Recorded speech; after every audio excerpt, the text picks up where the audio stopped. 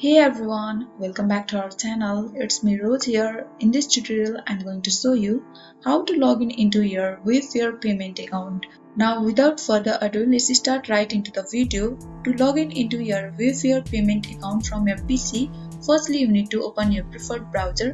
As I have preferred to open Google Chrome. On the search bar, click over there and search Wayfair payment login. And on the result of Google, scroll down and here you can see billing and payment. Click over there. So before we continue, click on press and hold to confirm you are a human and not a bot.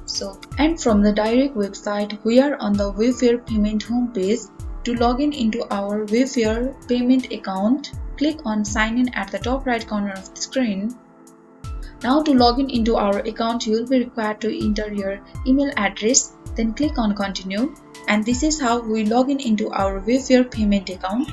I hope this tutorial helped you, and if you are new to our channel, make sure to like, subscribe and hit the notification bell icon, and thanks for watching.